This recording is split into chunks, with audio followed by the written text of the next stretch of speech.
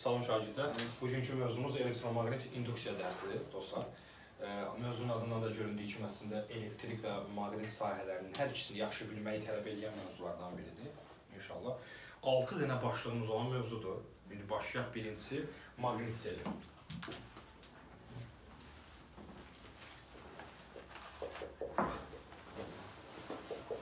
Maqnit nəyi? Maqnit seli. İndi deyək ki, hər hansı bir qapalı kontur var burada. Həlqə şəklində, yəni çevrə şəkilli naqilə qapalı kontur deyilir. Yəni bunun adı qapanmış kontur. Yaxşı, o sözü çox işlədəcəyik bundan sonra, indidən tanış olaq da oynayaq. Və qapalı kontur daxilindən deyək ki, maqnit sahəsi keçir. Bu şəkildə maqnit sahəsi keçir. Yəni maqnit sahəsi dediyimiz maqnit qüvvə xətləridir. Biz bunu nə ilə işarə edirik? B hərfi ilə. Maqnit induksiyası B hərfinə işarə olunur, düzdürmü? İndi bir dənə bir şey deyim, o ilə tanış olaq, sonra düstur verməyə çalışaq. Dostlar, həndəsədə belə bir şey var. Hər hansı bir səthin normalı, eşitmişsiniz mi o sözü? Səthin normalı nə deməkdir? Müstəviyə endirilən perpendikulyar. Yəni, məsəl üçün, deyək ki, dəftərinizi verin. Məsələn, bu dəftərli düzdür, bu müstəviyyətdə ilə. Bunun normalı deyiləndə, bu müstəviyyənin səthinə perpendikulyardır. Bu şəkildə perpendikulyar endirirsən, buna nə deyirlər? Bu səthin normalı deyirlər. Yəni, səthin normalı deyiləndə, həmin səthə perpendikulyar çəkirsən. İndi bu qapalı konturunda normalını çəkirəm bu şəkildə yuxarı doğru. N hərfi ilə işarə olunur normal. Belə olur. İndi nə demək istədiyimi deyəcəm indi. B-nin, yəni induksiya xətlərinin səthin normalı ilə əmələ gətirdiyi bucaq alfadır burada.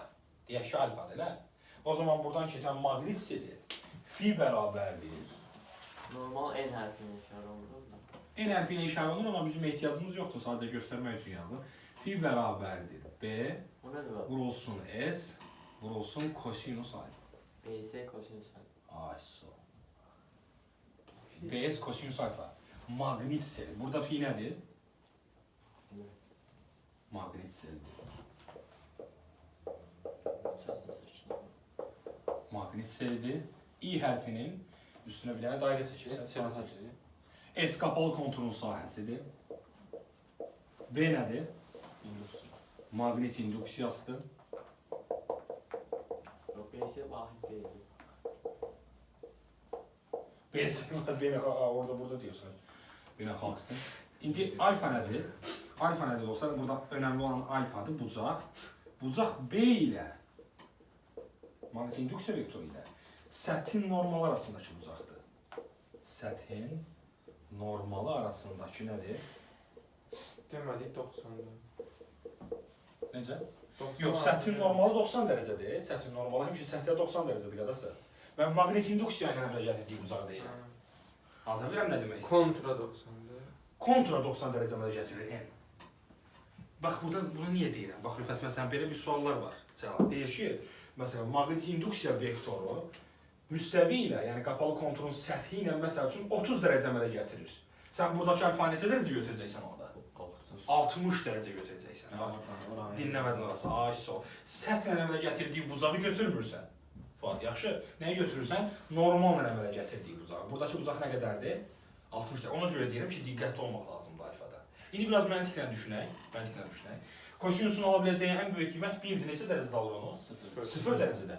Deməli, maqnit induksiya vektoru normalla 0 dərəcə əmələ gətirsə, yəni maqnit induksiya xətləri bu şəkildə olsa, keçən maqnit seldə nə olar? Maksimum olar. Normalla 0 dərəcə əmələ gətirsə, yəni normalla eyni istiqamətdə olacaq deməkdir.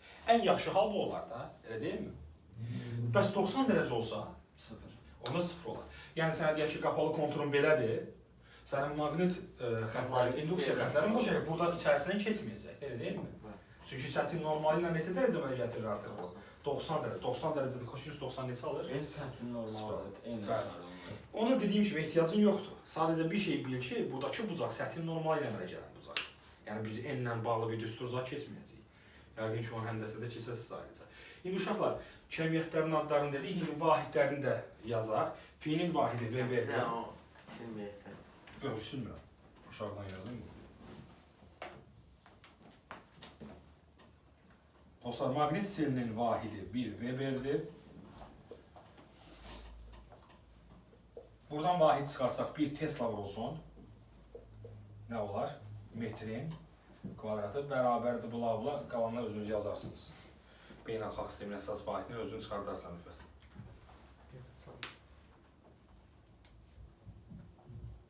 İmtihana bir dənə sual düşür, beynəlxalq şeyləmə. Vahidlərlə bağlıdır.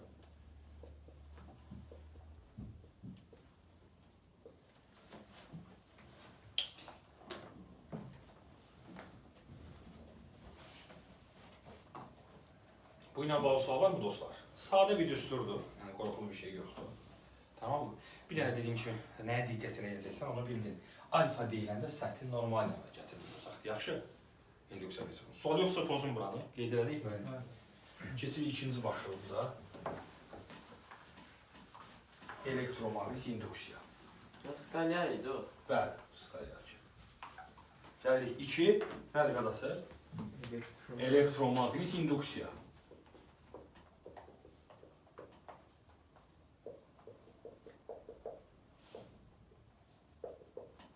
Faraday tərəfindən aparılan bir təcrübə var dostlar, o təcrübəni bir nəzərdən keçirəcəyik. Ondan sonra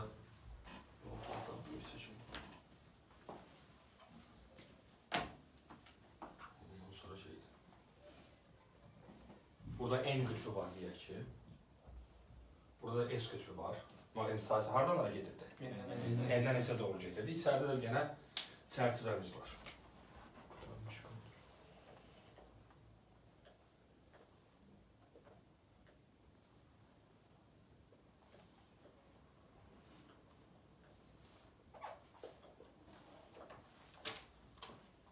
Baxın, bu şəkildə bir çərçivədir və mərkəzindən keçən ox ətrafında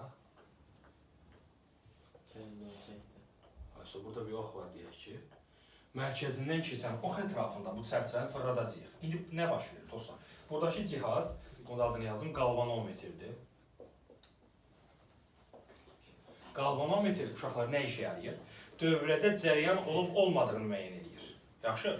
Qalvanometr dövrədə cəryan varmı, yoxmu? İndi biz normalda çərçivənin üstünə, yəni naqil bir çərçivə düşün, yaxşı? Qalvanometr taxanda heç bir cəryan göstərmir. Yəni orada cəryan olmaması normaldır, düzdür? Aparıb nə edirsən bunu? Maqnit sahəsinin içərisinə salırsan. Maqnit qüvvə xətləri N-dən S-ə doğru yönəlir, düzdür? Və həmin çərçivəni başlayırsan mərkəzindən keçən ox ətrafında döndürməyə. Mərkəzindən keçən ox ətrafında bunu döndürürsən, çərçivəni və döndürdüyün zaman qalvanometrin əqrəbi tərpənir. Qalvanometr dediyim kimi sadəcə əqrəb tərpənməyindən cəryan var mı, yoxmu onu bilirsən. Bu nədən xəbər verir? Deməli, bunu fırlatdığımız zaman çərçivədə nə yaranır? Cəryan yaranır. Anlatabildim nə demək istədiyimi? Yəni, durğun vəziyyətdə, bu naqil çərçivədə cəryan yoxdur. Sən aparıb onu maqnit sahəsində fırladırsan, öz ox ətrafında, düzdür? Görürsən ki, əqrəb tərpənir. Bu ondan xəbər verir ki, maqnit sahəsi dəyişəndə cəryan yaradır. Ona görə buna elektromagnetik induksiya deyirlər. Yəni, maqnit sahəsi dəyişir, orada elektrik sahəsi yaranır Rüfət. Başa düşdünüz mü nə demək istədiyimi? Seymar. Baxın, anlatabildim mi nə demək istədiyimi? Çətin bir şey var mı burada? Orada bir dənə o fırlananda elektrik öz-özünə var. Ay, sol, o fırlananda səbəbi də nədir? Yenə bir dənə o dəftərinizi götürün. Baxın dostlar, məsələn, belə bir dənə nümunə deyim də, bəlkə bu şəkillə anlaya bilərsən nə demək istədiyimi. Bax, bir dənə buraya bir, sonra çəkərsin onu. İndi deyək ki, oradan bu tərəfə doğru maqnit sahəsi var. Mən də bu çərçivəni gətirmişəm, bura qoymuşam. İçərisi boş çərçivə kimi düşün də bunu, düzdür? Çərçivəni bura qoydum, bax, başladım bunu fırlatmağa. Mən bunu fırladanda, məsələn, belə vəziyyətdə maksimum keçəcək də. Normal ənəmlə gətirdiyi bucaq sıfırdır, düzdür? Bax, belə olanda, bax, fırladıram, azalır, belə olanda sıfır. Sonra təzdən artır, azalır, artır. Yəni, öz ox ətrafında döndürürsən, içindən keçən maqnit sahəsi nə edir? Dəyişir. Maqnit sahəsi dəyişəndə orada cərəyan yaranır. Ona görə buradan belə bir postulat verilir ki, dəyişən maqnit sahəsi elektrik cərəyanı yaradır. Bu nəzəriyyəni deyə bilərik də elə. İndi bu ilə də bağlı düsturlar verilir daha sonra. Yaranan elektrik cərəyanı, yəni elektrik induksiyası YI bərabərdir. Mənfi delta fi bölünsün delta T. Bu düsturla tapılır. Burada delta fi nədir? Delta fi nədir? Dəyişmə. Nəyin dəyişməsi? Maqnit selinin dəyişməsi. Maqnit seli zamana görə dəyişəndə induksiya EHG yaranır. Bunun adı induksiya EHG-dir. Yəni sonradan yaranmış induksiya Mənfisinə götür. elektrik. Mənfi olmağının səbəbini reklamlardan sonra deyəcəm. Daha doğrusu 3-cü başlıqda deyəcəm niyə mənfi var burada. İndi bu qrafiki çəkəsi olsaq, Y-inin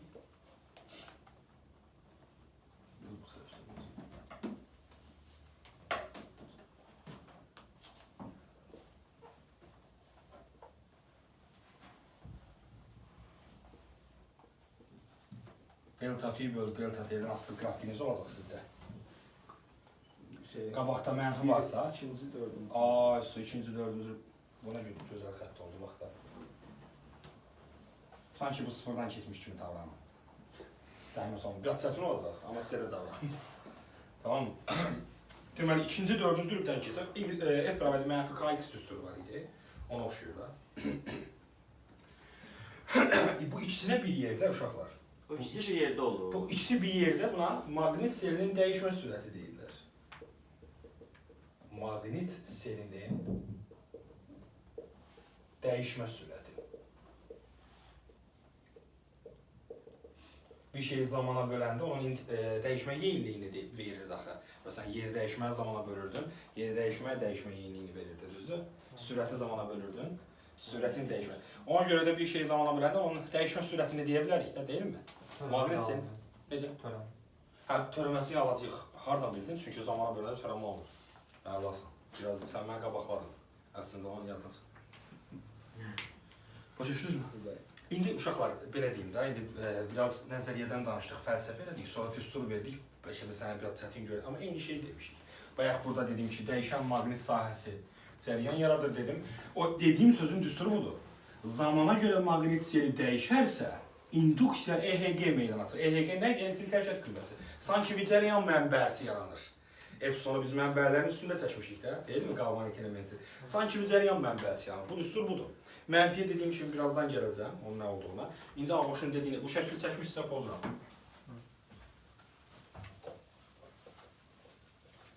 İndi biz iki şey bilirik. Buradan delta fi'ni tapsaq, delta fi modulda nəyə bərabərdir?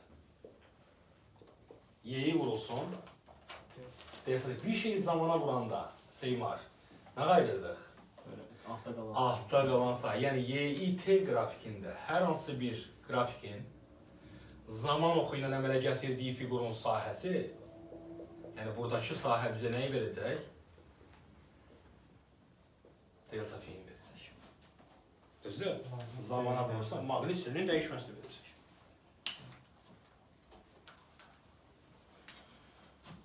Qeydlərdən biri budur. Digəri də Ağuş sənə dediyim məsələdir. Zamana böləndə törəm almırdıqmı? Onda y üçün belə bir ifadə yaza bilərəm. Y bərabərdir mənfi fi'nin törəməsi.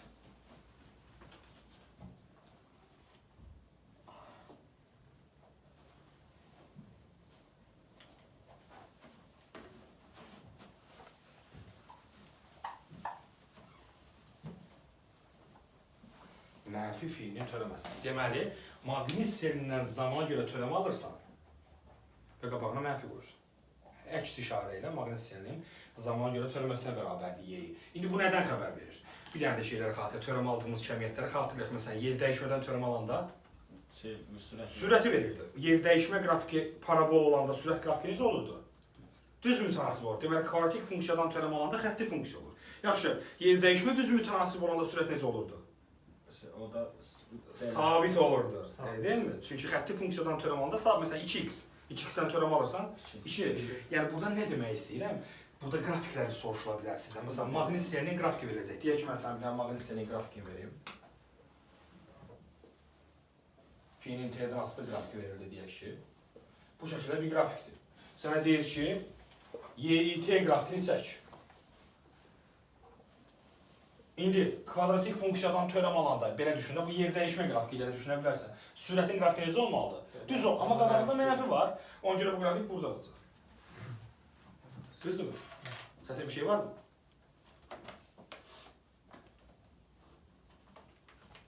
Bu yuxarıları yazdırsa pozun. İki dənə rəsəm var. Bir dənə var, bir dənə də düzmür. Hə, bir dənə parabola, bir dənə düzmür. Belə təşək. Üst olacaq. İndi bir iki dənə ona nümunə verim istəyirsən. Pozuram burasını, yuxarısını.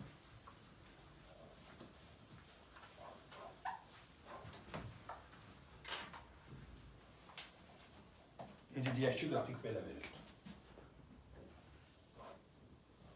Fi'nin T'dən asılı qrafiki. Belə veriləndə Aşağıdan düz sabit. YT qrafiki aşağıdan düz sabit.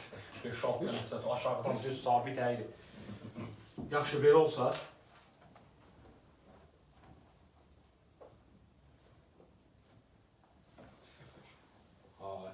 sabitin törəməsinə verəcək.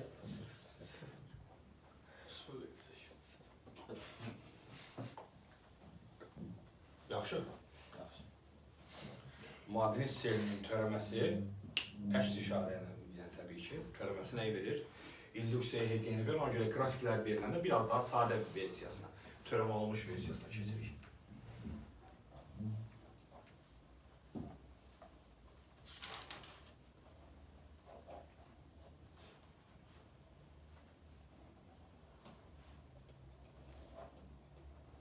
Sual var mı Fuat? Yoxdursa, aşağı sən də yazdın sualları pozaq.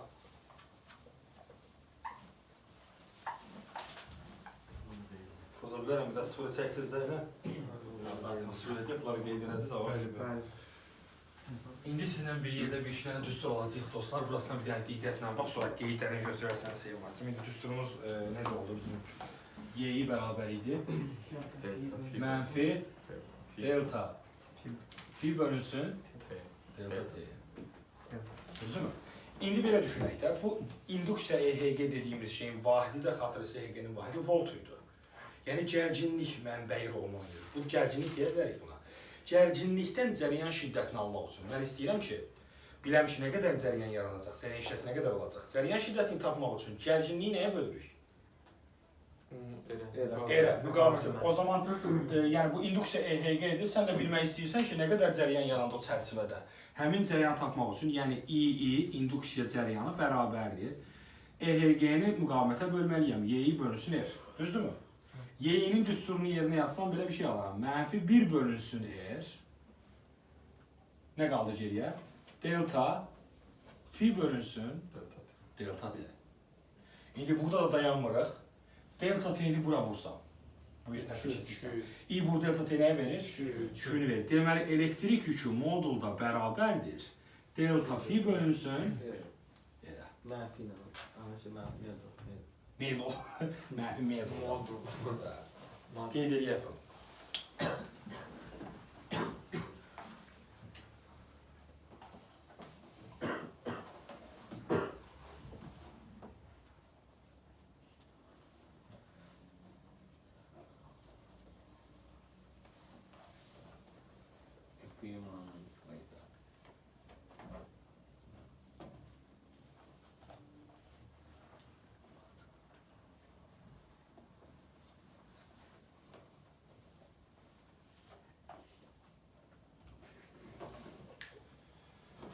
Yazdın mı Seymar?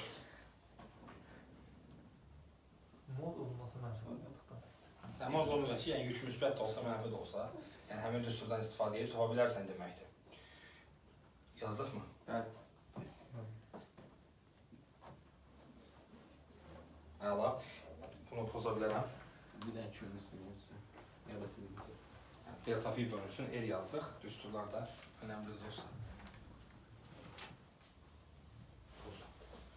Gəldik üçüncü başlığa. Əsas başlığı sayılır elektromagnetik induksiya dərsinin Seymar. Ən əsas başlıq budur. Üçüncü başlıq Lenz qaydası. Bəli, maksimal diqqət istəyəcəm sizə. Lenz qaydası.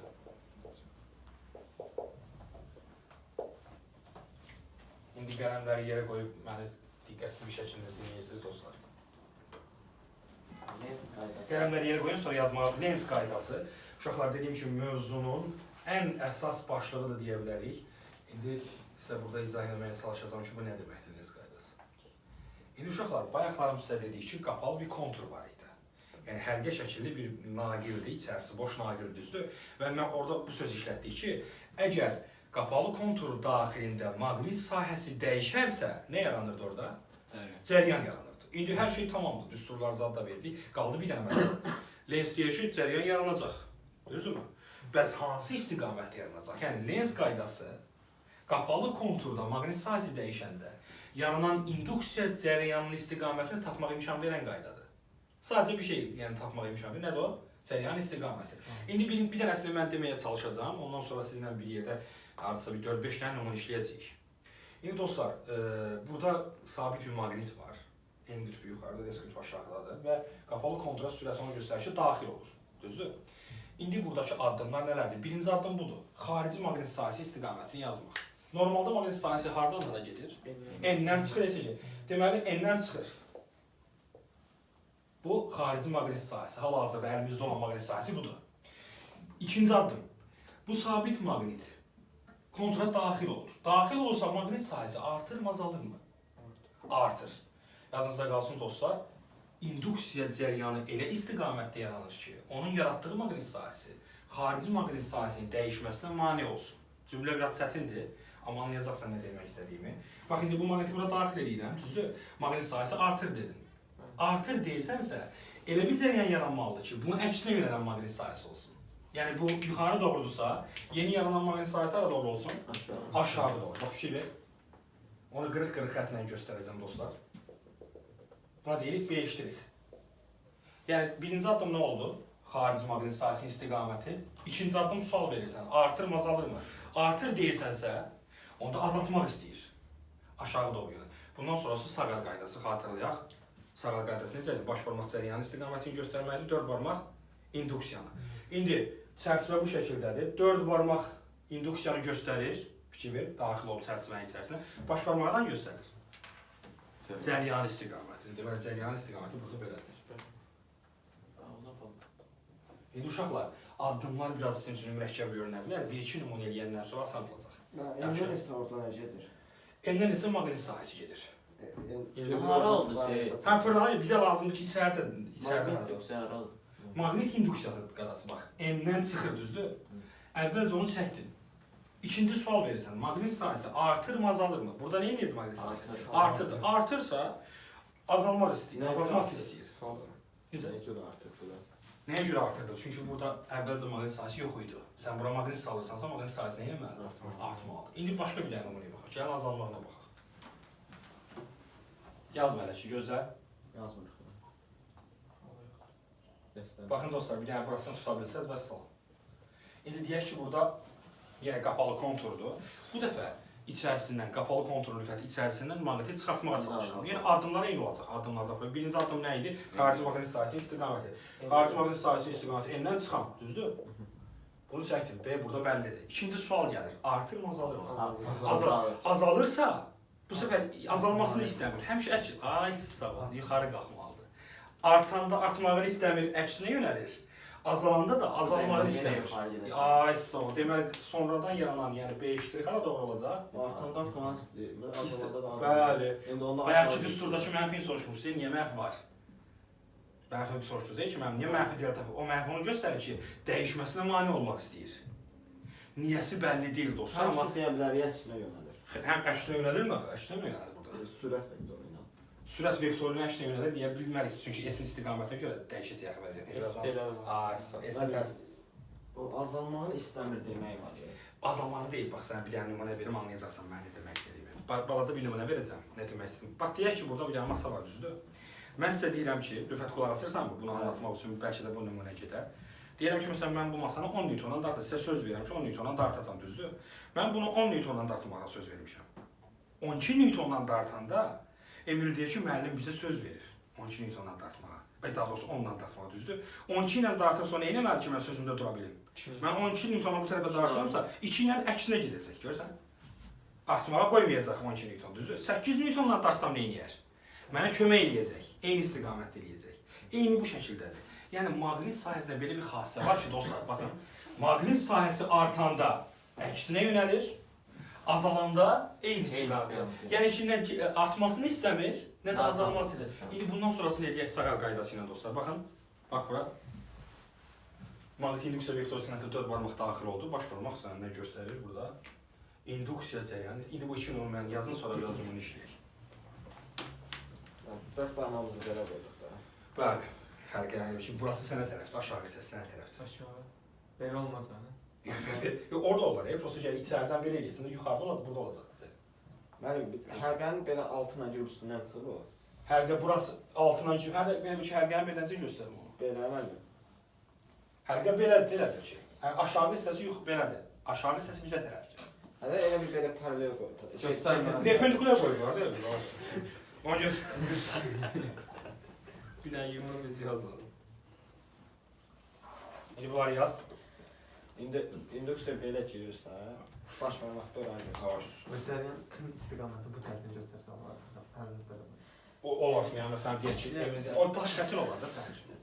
Yəni çünki gəlib belə gəlsən, bax düzünə baş barmağı buradan qoyasan. Dörd barmaq içəridən girsin gəlir.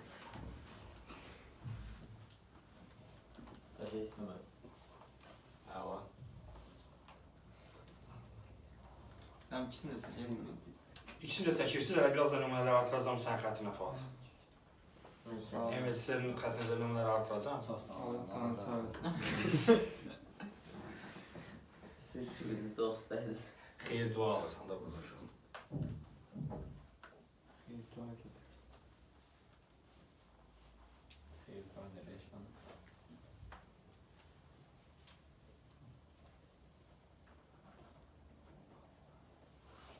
Hələ o ikinci B-nin adı nədir? Necə? İkinci 5-dir. 5 dirək də sonradan yazmamışam, hə 5 dirək. Amma adı nədir B-dir? Onu söz atırsan da sən. Yox, həqiqətən adını soruşmaq istəyirəm. Yəni induksiya maqnisası, sonradan yaranan maqnisası da. Eyni şeydir. Yəni belə ikisi də eyni. Qiyməti eynidir. Qiymət eyni deyil, yox, niyə elə bir şey demək Yox, onu yazıyor? demirəm. Yəni 5 diriğin B-nin adı nədir? 5 diriğin adı. B belə deyim də xarici maqnit sahəsi əvvəlcədən olan budur, düzdür? 5 dirək induksiya maqnit sahəsi, yəni sonradan yaranandır. Başa düşürsən, sonradan yaranan maqnit sahəsidir. İndi təxminən belə alaq, mən əslində birinci addımları deyib sonra da nümunəni verə bilərdim uşaqlar. Amma bunu yəqin ki, addımları desəm anlamayacaqdınız da. Ona görə də daha sadəsi budur. İndi bir dənə addımları sayın. Düz addımlarla bağlı sual tipi görməmişəm heç cavab. Yəni bir sual tipi yoxdur, amma istəyirsiniz bir dənə addımları təkrar edeyim sayın var. Birinci addım nə idi? Xarici maqnit sahəsinin istiqamətini müəyyən etmək. İkinci addım sual versən, artırmı, azalırmı? Üçüncü addım artırsa əks istiqamətdə azaltmağa çalışır, azalırsa eyni istiqamətdə yönəlir. Sonuncu addım Sakal qaydası ilə induksiya, yəni 4 addım sayılır. Yəni kitablarda belə 4 addım görəndə Seymar dediyim kimi, yəni addımlarla bağlı belə sual tipi yoxdur, amma mən nümunə üstündə göstərməyə çalışıram. İndi bir iki dənə nümunə eləyək.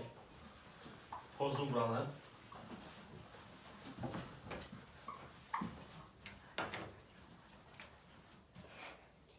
İndi bax.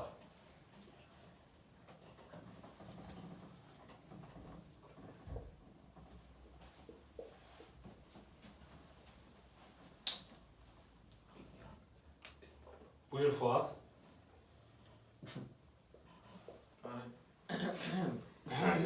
Ara buyur. Zəhmət deyilsən ya. Zəhmət deyilsə buyur, fəlsəfə elə. Deyim müəllim. Gözlə bir dəqiqə özü deməyə çalışsın. Mən birinci eləyim, ikinci Yəni, bu qədər sərbəstlik var, bu qədər. Məncə. Buyur, birinci buradan, soldan. Mən soldan eləyim. Qarışdırdınız. Mən indi deməli nətər edirdik? Mən birinci belə 2 dənə xətt çəkirdik. 2 dənə xətt çəkirdik deyəndə 2 dənə xətt çəkirdik. Amma N-dən N-dən çıxır. Onda S-ən olmalıdır. Girməli. Daxil, bəli. Maqnit sahəsi xəttlərini çəkirəm, bax. Onda belə gedir. Aha, bu B bura doğru, əla. Birinci addım bitdi, B-nin istiqamətini çəkdik. 2. Sonra B-yə görə də şey gedir. Aha, V-yə daxil, yəni V içəri doğru göstərir. Artır mı maqnit sahəsi, azalır mı? Artır. Artırsa, Beləcə bizə tərəf gəlir. artırsa, maqnit sahəsi artırsa nə etmək istəyir? Azalır. Əksi istiqamət. Burada maqnit sahəsi daxil olur axı. Maqnit Hə, içəri daxil olursa, maqnit sahəsi daxil olanda həmişə artır. Gələcəkdə. Artırsa nə etmək istəyirdi? Bayaq nümunə Mane verir. olur. Artıranda nə etmək istəyir? Azaltmaq istəyir. Qoy. Mən bu gəlir, bu da oradan qoyum. Hə, o da aşağıdırsa deməli hara doğru olmalıdır? Biz sonradan biz çağırır. Deyirəm ki, gözən insan, baxın, yəni qarışdırıcı deyil, biraz həyəcanlandınız, nəyəsə soruşdum. Baxın, maqnit qapalı kontura daxil olursa, maqnit yox idi, maqnit gəlir. Maqnit sahəsi nə etməlidir? Artmalı. Hə, o gəlir. Sürət, bax, sürətə bir dənə şey görsən sürət. Maqnit bura daxil olur. Daxil olursa maqnit sahəsi nə etməlidir? Artmalıdır. Yəni ki, burası asandır. Bir dənə birinci addımı həll edib bu, deyir ki, maqnit sahəsi S-ə doğrudur, birinci addım bitdi. İkinci addım, maqnit içəri daxil olur, sahə artır. Artırsa artmağını istəmir. Ona görə də bu aşağıdırsa, yeni yaranan maqnit hara doğru olmalıdır? B-lik yuxarı doğru olmalıdır, Fuad. Axı artır maqnit sahəsi. İndi sonuncu qayda, sağ qaydası ilə həll edirsən, induksiya cəhət, ay, soru şəkildə. Əlimizi hara qoyaq? şey, B, Mən bir o B var, B. Beşlik istiqamətinə qoysan 4. Həmişə beşlik. Həmişə beşlik. Bəli. Həlqə Mən ilə deyim o bizim. Deyirəm. Yəni indi biz V-ni yazdıq ya tərəf gedir. Aha. Yəni onun bizə nə kimi bir əhəmiyyəti oldu ki, heç ona baxmadıq. V-yə mi? Aynen. Baxdım. Dedim axı, bax, V yuxarı doğrudur. Niyə bəs dedik ki, maqnit sahəsi artır? Çünki daxil. Sürətdən bilirsən də amma. Sürət onu göstərir ki, indi məsələn bu nümunədə gəl Rüfət eləsin, bir sırayla tələsmədən gedir Rüfət buyur. Mənim orada maqnit çıxır halqanın içindən, azalır ona görə. Birinci, o ikinci addım düz deyirsən, azalır. Amma birinci nə idi? S-ə daxil olur, S-ə daxil olmalı. S-ə daxil, çəkirəm sənə dediyini, bax, birinci addım belə. S-ə daxil olmalı. B-nin istiqamətini çəkdim, bu əvvəlki maqnit sahəsi budur. Bu Bəli, azalır. azalır. Bu artmalıdır, ona görə belə onun eyni istiqamətdə olacaq. Azalır, bəli. Azalırsa maqnit sahəsi, azalmağını istəmir. Beşdirik. İndi buyur. Burada da nədir, Sağa qaydası. qoyuruq, yuxarı, sağ istiqamət nəşsi. Sual. Ey, saat həmişə. Gördün mü? Çıxan deyildi orada. N-dən çıxan da bizə həlqənin içində hansı tərəfə o lazımdır? N-dən çıxan da S-ə daxil olan deyilmi? Yəni N-dən çıxıb S-ə daxil olan, yəni bu şəkildə də maqnit sahəsi. Belə deyilmi? N-dən çıxıb S-ə daxil. Hə, bizə içərisi lazım. İçərisi lazım. Dostlar, burada sual varmı? Yox.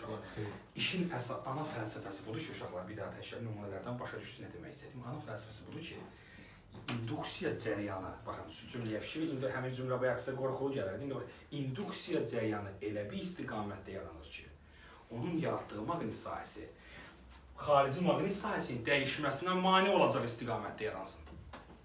Yəni dəyişməsinə mane olsun, anlata bilirəm. Məsələn, bu ilə bağlı belə uzun addımlar olmayan sual tipləri də var. Bir iki dənə nümunəyə baxıb bitirəcəyik dostlar. Məsələn, sadə sual tiplərindən bir ikisini eləyək.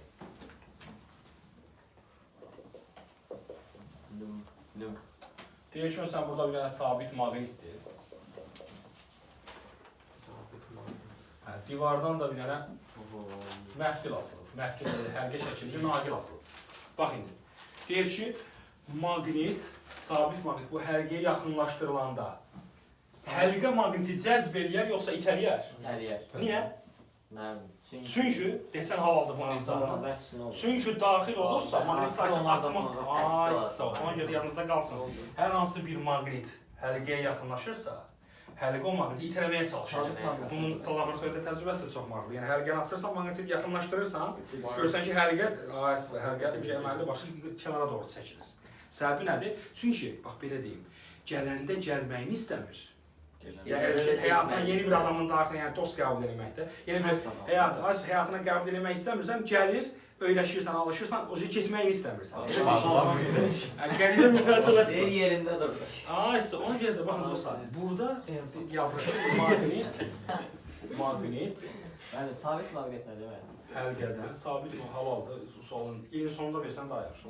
NS yəni. Hə, NS olan qütblər olan sabit maqnitdir. Hə, bəs Şu an NS var. onun dəyişəni var ki, göründü. Yox, dəyişəni var deyil, o zaman dəyişən maqnit sahəsi. Elə olan maqnit var. Dəyişən maqnit, bu bizə nə demək istəyir? Sabit maqnit, dəyişən. O yerində oynayan maqnit sabit yox, dəyişən maqnit sahəsi var. Bəs bu sahə yaratsın. Evet. Bu sahə yaratmır. Yaradır bu sahə. Zaten sahə yaradır deyirdim də. Sahə yaradır, bax. Və burada sahə artmaq istəyəndə icazə vermir. Ona görə də maqnit həlqədən itələnir. NS yazmaq olar o şey maqnitə ilə. Maqnit, Məsələn, nümunə 1 olsun. Bir dənə nümunə 2 eləyək. maqnit itələyir deyək. Bəli, maqnit həlqəni itələyir də. İtələyir. İndi bir fikir ver bir dənə bura. Deyək ki, maqnit həlqədən uzaqlaşır. Cəzb edir. Maqnit həlqədən uzaqlaşanda bəli, maqnit cəzb olur. Çox. Maqnit həlqəyə cəzb olur. Eləməsən olmaz.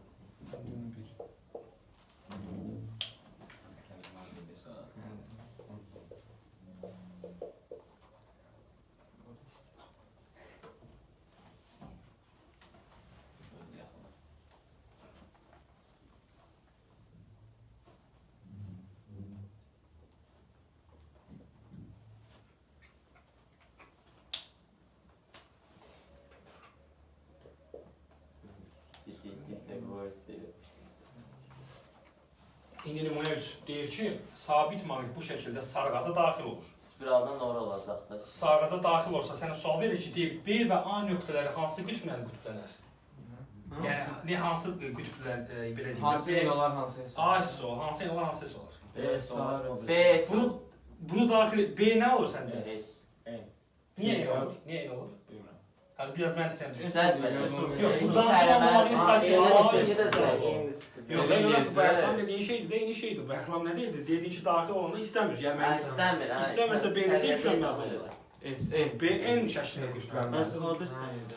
Necə? B-də adı ikisinin xəstələrində deyil. Yox, yəni müvəqqəti olaraq da hal-hazırda maqniti bura daxil eləyəndə B hissəsi N olacaq.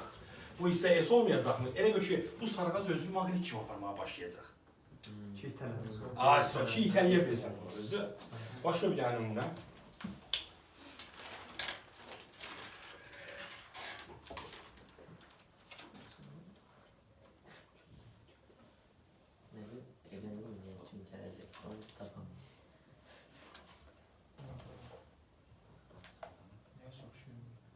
Eyni şey. Dərsini çevirmişiz. Müəllim heç çalışdırmaq O zaman bu çox küçümsədin, sən deyirsən. SN. Mən indi əgər qatırsa, birinci səhv, mən işarə qoyayım, Enes. AB yazın. Sən xatırına yazıram. Yəni B olacaq N, A olacaq N. A olacaq S. Çox sadə idi axı. Mən belə demək. A olacaq S. Belə gedəndə qoyun burada. Gedircə qoymayacaq. Dərs eləmə. Ona görə AS olacaq, B də N olacaq. Mən fikirləşdim ki, Deyir ki, eyni nümunə deməsiydi. mən fikirləşdim ki, eyni şeydirsə taktika. Eyni şey. Yox, eyni şey yox, onu demirəm. Məsələn, indi orada o gedir o bizə. Aha. Hətta onu itələyir də, mən nə fikirləşirəm. İtələmir də İtəliyə fikirləşmirsən, sən bunu məcbur şəkildə uzaqlaşdırırsan. İtəliyir deyə fikirləşirsən. Yox, sən məsələn onda sən dediyin belə çıxır ki, bunun cəzbi bura S olmalıdır. Məsələ o deyil, sən zorla, yəni zor güc bəla ilə sən bunu bura məsələn daxil edirsən və ya uzaqlaşdırırsan. İndi sən maqniti buradan uzaqlaşdıranda, azalmasını istəmir. İstəmirsə, onda A nöqtəsi necə yüklənməlidir, yəni necə güclənməlidir? Və mən burada maqnit sahəsi tapma olur, sağ əllə. Desən, niyə olur ki, olur bu? Tapaq da. Verməmişəm axı cəryanı istiqamət, bilərək təbii.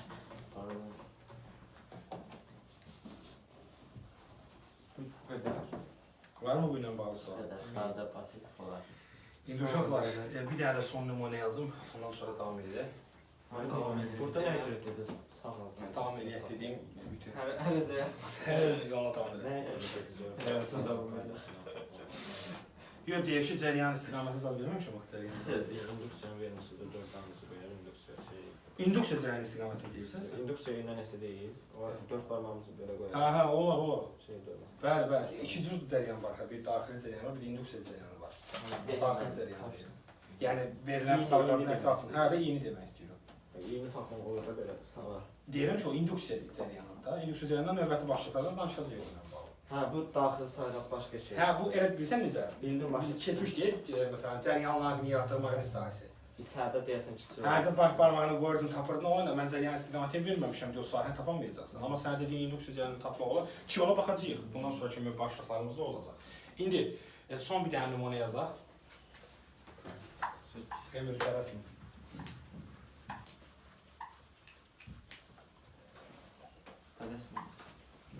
Uşaqlar, gördüyünüz kimi belə deyim də, yəni yenə bir postulat şəklində desək, induksiya cəryanının yaranması üçün Rüfət, maqnit sahəsi dəyişməlidir. Tək bu şərt var. Kitablarda, topluda, suallarda zalda belə əndrəbadi şəkillər görə bilərsiniz, orada qəribə şəkillər görə bilərsiniz. Sadəcə bir şeyə baxacaqsan. İnduksiya cəryanının yaranması üçün maqnit sahəsi nə etməlidir? Dəyişməlidir. İndi məsələn, elə nümunələr üzərindən məsələn bir dənə də bu nümunələr ki, deyir ki, neçə nümunə neçə idi bu? 5. 5. 5 məsəl üçün deyək ki, Nə deyirsən? burada bir dənə sabit maqnitimiz var. Burada həlqə var. Düzdür? Bunun sürəti V1-dir. Yəni maqnitin sürəti V1-dir, həlqənin sürəti V2-dir. 3 dənə hala baxaq. 1. V1 böyükdür V2-dən. 2. V1 kiçikdir V2-dən. 3. V1 bərabərdir Deməli. V2. İndi sual budur Fəth, bəli deyə bilərsən. Sual deyim, istəyən sonra cavabını ver. Deyir ki, bu üç variantın hansılarda induksiya cərəyanı yaranar, hansılarda yaranmaz. Sual budur. Bu da hərəkət edir. Mən Bax, birinci bərabər sürəti olanı V1, birinci sürəti V2-dir, hərəkətdədirlər, düzdür? 3 dənə də şərt var.